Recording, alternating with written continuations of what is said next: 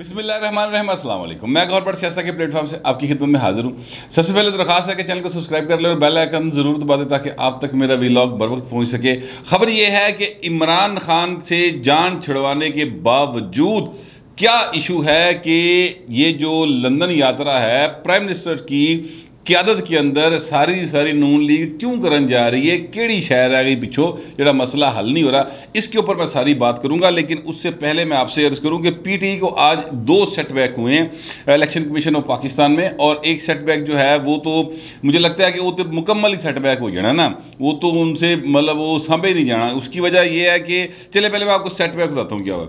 Setback ये हुआ है कि पंजाब के जो उनके मुनफरिफ अरकान हैं, यानी अलीम खान हो गए, यानी ये जो नवानी साहब हो गए या अजमल चीमा साहब हो गए, इस तरह के जितने भी लोग इनके टूट के गए हैं 26 अरकान, तो वो उन अरकान के ख़िलाफ़ उन्होंने आर्टिकल 63A के तहत बाकायदा तौर पर वहाँ पर दरख्वास्त दी हुई है इलेक्शन कमीशन में, और यहाँ से परवेज़ दाई ने फटाफट 3 मिनट ही साइन करके भेजा है कि इनको नाअहल करार दिया जाए।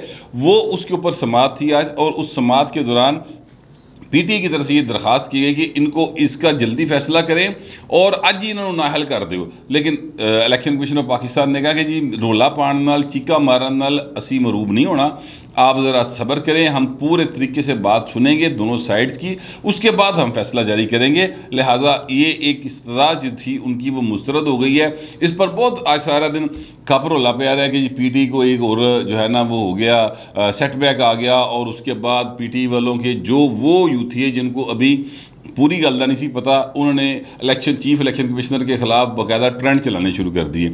लेकिन जब उन्हें पूरी बात पता चली तो फिर उन्होंने ट्रेंड रोक लिया, उन्होंने कहा नहीं है ये तो गल है भी है तो सोचता साड़ी गल मान लवे। ये एक जो है तरीक़ेकार है उनका दबाव डालने का। बहरहाल अब वो हुआ ये है कि जो 26 अरकान हैं उसके मैं क्यों कह रहा हूँ कि उनकी वो सारी पटिशन जो है वो खारिज हो जाएगी, उसकी वजह यह है कि आर्टिकल 63A ये कहता है कि जनाब आप पहले नोटिस भेजेंगे उन अरकान को, उस रुकन को जिसने आपके साथ गद्दारी की है, जो आपकी बात नहीं मान रहा, जिसने वोट कास्ट किया है लीडर ऑफ द हाउस के ऊपर के हवाले से, उसके बाद आप उसको नोटिस भेजेंगे। नोटिस का जवाब आने के बाद आप जो है ना बाकायदा अगली कार्रवाई करेंगे। लेकिन यहाँ पर मसला क्या हुआ, यहाँ पर मसला यह है कि इन्होंने उनको नोटिस ही नहीं भेजा। नोटिस भेजे बगैर ही बराह रास्त जो है वो स्पीकर ने रेफरेंस जो है वो भेज दिया इलेक्शन कमीशन ऑफ पाकिस्तान को। लिहाजा ये एक बहुत बड़ी एक दलील है उनके पास कि भाई जी सानू पूछे ही नहीं किसी ने, सानू पूछोगे तो फिर है ना, इन्होंने नोटिस ही नहीं भेजा। आगे चलेगी समात, यकीनी तौर पे ये फैसला जो है तो इसी तरह आएगा कि जनाब पहले आपने कानूनी कार्रवाई जो है आईनी तकाजा वो पूरा नहीं किया हुआ, पहले वो पूरा करें, उस तो बाद अगली गल होगी। दूसरी बात जो है वो कौमी असम्बली के जो अरकान हैं उनके हवाले से भी गया हुआ है, तो वहाँ पर इलेक्शन कमिश्नर ऑफ पाकिस्तान के रिमार्क्स बड़े अच्छे हैं। उन्होंने कहा जब इन्होंने वोट ही कास्ट नहीं किया किसी जगह के ऊपर, इन्होंने कोई पार्टी ज्वाइन ही नहीं की, बताएं कौन सी पार्टी ज्वाइन की है। ये जो नूर आलम खान साहब हैं उनके वकील ने ये पॉइंट उठाया, उन्होंने कहा जनाब पहले बताएं तो सही ये केस काबिल समात है भी कि नहीं है, साढ़े बंदे ने तो वोट ही कितनी कास्ट किया, ना कोई पार्टी ज्वाइन की है, तो किस हिसाब से ये हमें डी सीट करवाने के लिए आ गए हैं। उस पर इलेक्शन कमिश्नर ने पूछा उनसे, तो उधर से अजहर सदीक साहब और जो दीगर वकला थे उन्होंने रोला पान दी, फिर कोशिश की थी। उस पर फिर चीफ इलेक्शन कमीशन ने कहा कि देखिए यार बात सुने, चीज़ों को जो है ना पॉइंट टू पॉइंट लेके चलने की ज़रूरत है, आप रोला पाड़ना काम नहीं बढ़ना।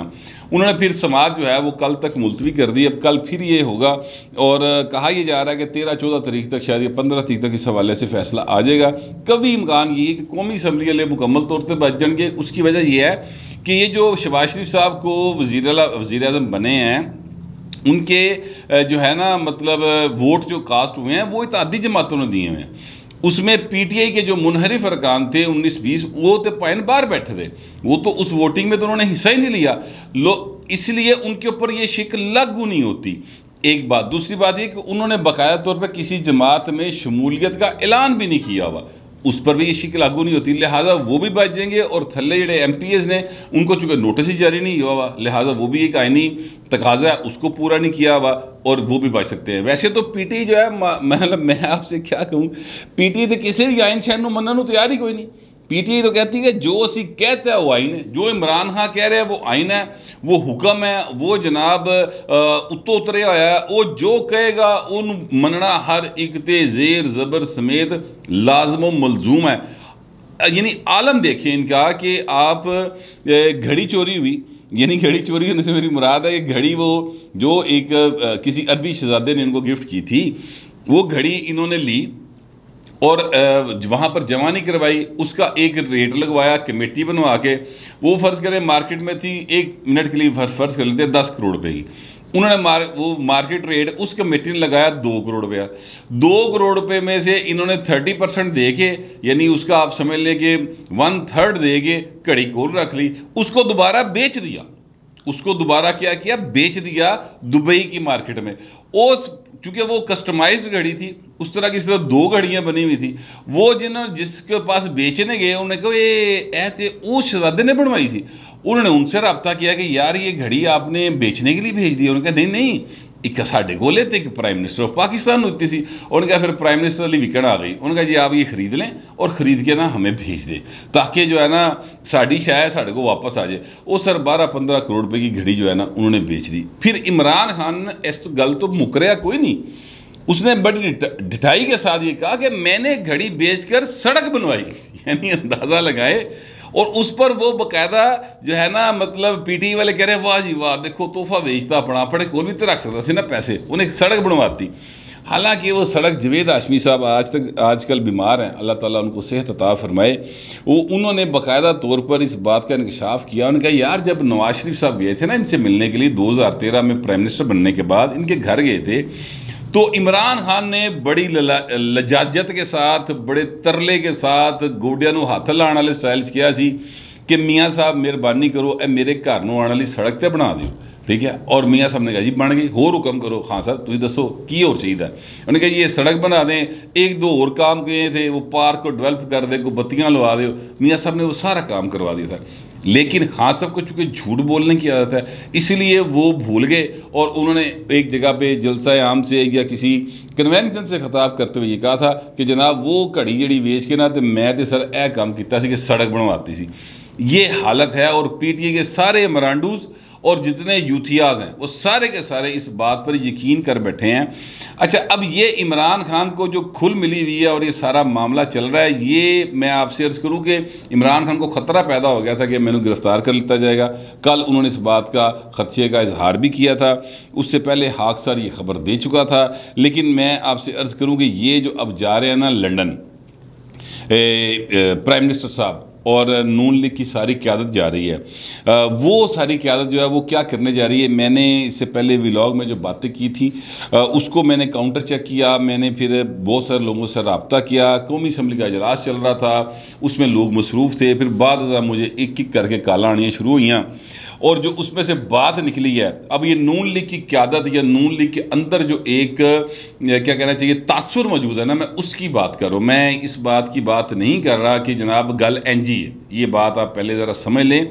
जो नून लीग के तासुर ले रही है वो मैं आपके सामने बयान करने लगा हूँ। वो कहते ये हैं कि जनाब देखिए हमारे साथ बात ये हुई थी या हमारे साथ हमें इस बात की एश्योरेंस करवाई गई थी कि इमरान खान जाने तो लियाण वाले जानन, वो आप इन्हें संभाल लेंगे, ठीक है। आपने सिर्फ मुल्क संभालना है और मुल्क संभालना है तो चीज़ों को आपने मैशत को बेहतर करना है। उसके लिए हमने कोशिश भी की है, हम सऊदीया भी गए हैं, यूएई भी गए हैं, IMF के साथ भी हमारी बातचीत हो रही है, चाइना का दौरा भी हमने प्लान किया हुआ है। लेकिन बात यह है कि इस सारी चीज़ों पर हमें फौरी तौर पर कामयाबी फ़िलहाल नहीं मिल रही। मिल जाएगी कामयाबी, ऐसा नहीं कामयाबी नहीं मिलेगी, लेकिन मुल्क के हालात जो हैं वो इमरान खान रोज़ाना की बुनियाद पर जो तकरीरें कर रहा है, जलसे कर रहा है, जिसको चाहता है लताड़ देता है, जो चाहता है करता चला जा रहा है। यानी वो जो है अपना मीर जाफ़र कह देता है किसी को मीर सादक कह देता है कि वो उन्हें समझ नहीं आती, जो उहदे मूँह च आंदा वो कही जा रहा है। उसके नतीजे में आप नोट करें कि स्टॉक चेंज जो है वो कहाँ ज़मीन बोझ हो गई, डॉलर जो है वो पकड़ा नहीं जा रहा, वो भाई साहब जी उड़ान ही नहीं, मतलब बुल्ले की बात है लगा पाया डॉलर। तो ये जो मामला है ये ठीक नहीं है। और फिर जो पंजाब के अंदर मामला चल रहा है कि यहाँ पर जो कायम मुकाम गवर्नर जिसको बनाया वो आइन मनने को तैयार कोई नहीं। ਜਿਹੜਾ ਪਹਿਲਾ ਗਵਰਨਰ ਸੀ ਉਹ ਵੀ ਆਇਨ ਨੂੰ ਮੰਨਣ ਨੂੰ ਤਿਆਰ ਕੋਈ ਨਹੀਂ, ਜਿਹੜਾ ਸਦਰ ਬੈਠਾ ਹੈ ਉਹ ਵੀ ਆਇਨ ਨੂੰ ਮੰਨਣ ਨੂੰ ਤਿਆਰ ਕੋਈ नहीं। इन्होंने अपना ही आइन बनाया है, जो मर्जी कह देते हैं, जो मर्जी करते जा रहे हैं। जब तक पंजाब जो है उसमें पूरी कैबिनेट नहीं बनती या पूरी हुकूमत फॉर्म नहीं होती तो ना महंगाई कंट्रोल हो सकती है, ना अमन मान की सूरत हाल को बेहतर किया जा सकता है। तो लिहाजा ये एक जो है ना हमें लगता ये है कि साढ़े डबल गेम हो रही, ठीक है। ये उस शख्सियत के अल्फाज थे, बल्कि 2-3 शख्सियात के अल्फाज थे कि हमारे साथ डबल गेम हो रही है। हम मुल्क बचाने निकले हैं, हम मुल्क संभालने निकले हैं, तो लेकिन सानू किसी और पासे ला के तो आप किसी और पासे टुर गए, ठीक है। यानी वो क्या था, सानू नहर वाले पुल पर बुला के तो हरे माही कितने रह गया। ये वाला सीन वो कहते हैं नून लीग वाले कि हमारे साथ हो रहा है। ये उनका तासुर है, ये उनका एक ख्याल है। फिर एक ज़राए ने मुझे ये बताया, जो इमरान खान कह रहे थे मुझे पता लग रहा है कि मुझे गिरफ़्तार कर लिया जाएगा, और मैंने भी ये बात की थी, तो वो कहते हैं कि हम गिरफ़्तार नहीं करना चाहते। हम साडों को दिमाग से इट नहीं बजी कि इन्हू गिरफ़्तार कर लीए या नज़र बंद कर लीए तो यदी गुड्डी होर चढ़ा दईए। हम ये चाहते थे कि जो इसने करप्शन की हुई है वो सबूत, डॉक्यूमेंट्री एविडेंस जो है ना वो हम आवाम के सामने पेश करें और उन लोगों को बताएं कि देखें जी ये चीज़ है। ये भाई साहब जेडे अपने आप को बड़ा ईमानदार दसी जा रहे हैं ना, असल च भाई साहब ने इत्थों पैसा कमाया, इस तरह से पैसा कमाया और चीज़ों को हम आगे चलाना चाहते थे, लेकिन हमें रोक दिया गया। अब रोका किसने सर? अब रोकने वाले कौन हो सकते हैं? मेरे मुंह तो ना कढ़ाओ भाजी, आप भी समझो ना कुछ, ठीक है। तो वो कहते हैं हमें रोक दिया गया, जिसके नतीजे में हम जो है ना बाकायदा तौर पर एक शशोपन का शिकार हो गए कि यार ये अब हम क्या करें, किस तरफ जाएं। इसलिए हम अब मज़ीद गाइडलाइन लेने के लिए कि अब हम किस तरह से इस मामले को संभालें, क्या आगे करें। ज़ाहिर है हमारे कायद हैं मियाँ नवाज शरीफ साहब, और मियाँ नवाज शरीफ साहब के कहने के ऊपर भी सारी पार्टी मुत्तहिद हुई थी। मियाँ साहब के कहने के ऊपर ही असद जरदारी साहब भी आए थे, मियाँ साहब के कहने पर ही फजलुर रहमान साहब आए थे।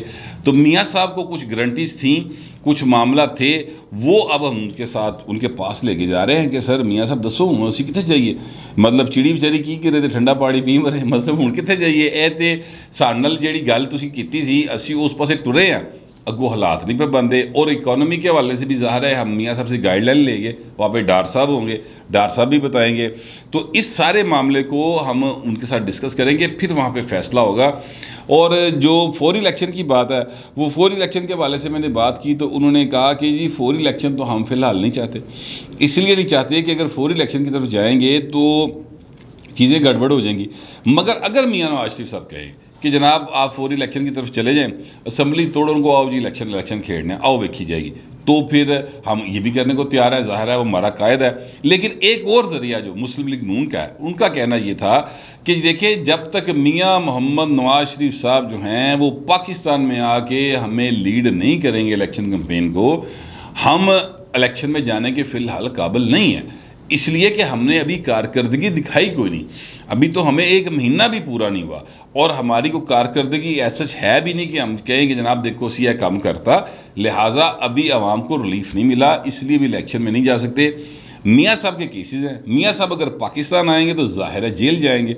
वो केस कब हल होंगे, फैसला कब होगा, फिर असी बड़े लाड़े तो बगैर जंज लैके कितने लागे फिरांगे, ठीक है। ये उनका जो अल्फाज थे वो ये थे कि लाड़े तो बगैर जंज लैके कितने जावांगे, साडा लाड़ा लंदन बैठा है। अब इन सारे मामला पर गुफ्तगू करने के लिए और गाइडलाइन लेने के लिए हम जा रहे हैं। अब ये बात आप जहन में रखिए कि ये जो हुकूमत है इस वक्त ये कोलिशन गवर्नमेंट है, इसमें 10, 11, 12 जमातें हैं, ठीक है। और 10, 11, 12 जमातें जो है ना ये अब नून लीग अकेला फैसला नहीं कर सकती। असद जरदारी साहब ज़ाहिर है पाकिस्तान पीपल्स पार्टी से हैं, मौलाना फजलुर रहमान साहब ये ज़ाहिर है कि वो अपनी जमात के सरबराह हैं, इसी तरह अचकज़ई साहब हैं, इसी तरह मैंगल साहब हैं, इसी तरह बाकी जितने हैं, इसी तरह जो 2 लोग बल्कि सालक हुसैन और जो उनके हैं अपना सालक हुसैन पता नहीं क्या नाम उनका, शुजा साहब के बेटे, मेरे जैसे नाम स्लिप हो गया, वो जो वज़ीर भी बन गए हैं वो और तारक बशीर चीमा साहब वो कहते हैं उनके साथ भी तो हमने रब्ता करना है ना, उनसे भी तो सारी बातें करनी है। तो लिहाजा ये नहीं हो सकता कि मियाँ नवाज शरीफ कहेगा कि इंज कर लो तो असी कर लाँगे, ऐसा नहीं हो सकता। हमें इन सबको इत्मीनान में लेना है। फौरी तौर पे कुछ नहीं होने जा रहा, लेकिन यह है कि हम जब मियाँ साहब हमें गाइडलाइन दे देंगे उसके बाद इन सारी जो लोगों के साथ हम डिस्कस करेंगे उसके बाद अगला कोई लाएमल बनाया जाएगा। मगर असल बात जो है वो उन्होंने जो मुझे बताई है वो यही है कि जनाब हमारे साथ की हुई कोई एक कमिटमेंट कि इमरान खान जाने दे असी जानी है वो पूरी नहीं हो रही। और इमरान खान को न सिर्फ ये है कि पूरी नहीं हो रही बल्कि कहीं ना कहीं उनको कोई सपोर्ट भी हासिल है, जिसकी वजह से चीज़ें जो हैं वो बेहतरी की तरफ नहीं जा रही। ये अब नून लीग का तासुर है, मैं बार बार आपसे कह रहा हूँ, इसमें मैं कोई अंदाज़ा नहीं लगा रहा।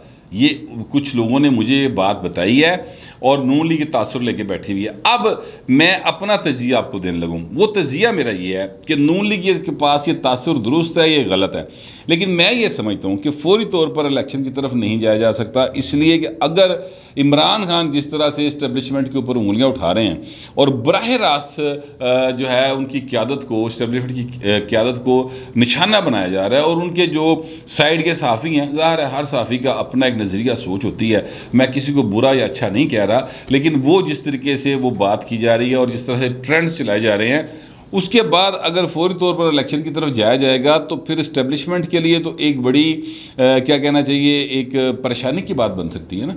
चीज़ें जो हैं वो मतलब इमरान खान तो जीत गया, फिर तो पूरियाँ बाकी सारी सियासी जमातें फारग हो गई हैं, जिनका नाम लेके इस्टेब्लिशमेंट के बंदे का वो ट्रेंड चलाए गए हैं, वो भी बंदा भाई साहब बिल्कुल फारग हो जाएगा, ठीक है, और इमरान खान कल ही रह जाएगा, यानी सुंजिया हो जानी गलियाँ तो विच मिर्ज़ा यार फिरेगा, इस तरह तो नहीं होएगा, ठीक है। ये मेरा अपना अंदाज़ा है, लिहाजा मैं नहीं समझता कि कम अज़ कम नवंबर से पहले कोई इलेक्शन वाली ऐसी कोई चीज़ हो सकती है, जब तक कि कुछ अहम तरीन अपॉइंटमेंट्स ना हो जाएँ तब तक मेरा नहीं ख्याल कि इलेक्शन की तरफ जाएगा। लेकिन नून लीग इस वक्त फुल टाइम जो है ना वो यानी घबराई हुई है या परेशान है, या उनको वो समझ रहे हैं कि हमारे साथ हाथ हो गया। ये उनकी अपना अंदर का एक तासुर है जो मेरे तक पहुंचा था, वो मैंने आपको पहुंचा दिया है।